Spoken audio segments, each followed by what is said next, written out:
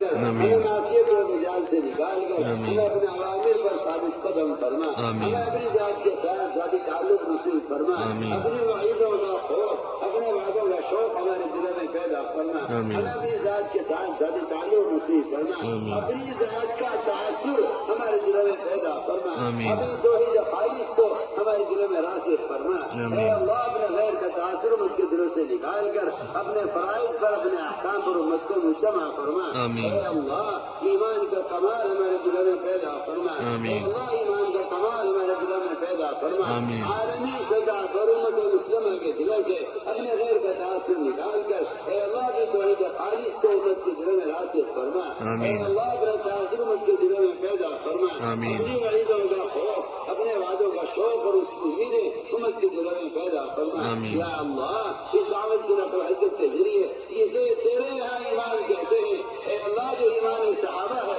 ہم تجھ سے اس کا سوال کرتے ہیں، اپنے لیے ساری امت مسلمہ کے لیے اور ساری انسانیت کے لیے ہم تجھ سے وہ ایمان چاہتے ہیں جسے تیرے یہاں ایمان کہا جاتا ہے۔ یا اللہ کرم فرما کر فرما کر اے اللہ ہمیں وہ ایمان کی دولت نصیب فرما، اے اللہ ہمیں ایمان کی دولت نصیب فرما۔ تیرا سب سے بڑا فضل کل امت پر یہ ہوگا کہ تو امت کو ایمان عطا فرما دے۔ اے اللہ تیری ذات مستغنی ہے، کسی کی عبادت کی دعوت کی ضرورت نہیں ہے، تو اپنے فضل کو ظاہر فرما کر اپنے فضل کو اپنے غصے پر غالب فرما کر اے اللہ مجھ کو ایمان عطا فرما دے، اے اللہ مجھ کو ایمان عطا فرما دے۔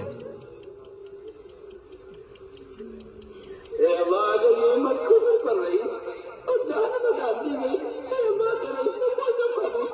اے اللہ امت کا ہمیشہ کا نقصان ہے، اپنے کرم سے اپنے مدد سے امت سے اپنی اے اللہ نگاہ مدد کو ہٹا کر اے اللہ امت کے حال پر رحم فرما دے، اے اللہ امت کے حال پر رحم فرما دے، اے اللہ امت کے حال پر رحم فرما دے، امت کو ہمیشہ میری نگاہ مدد کو ہٹا کر اے اللہ امت کو نگاہ مدد فرما کر امت کو ایمان کامل عطا فرما دے، اے اللہ امت کو ایمان کامل عطا فرما دے۔ ان دعوت کی جاتی ہوئی نسبت پر جو نقل و حرکت ہو رہی ہے تو اس کے ذریعے سارے عالم سے کو ختم فرما دے۔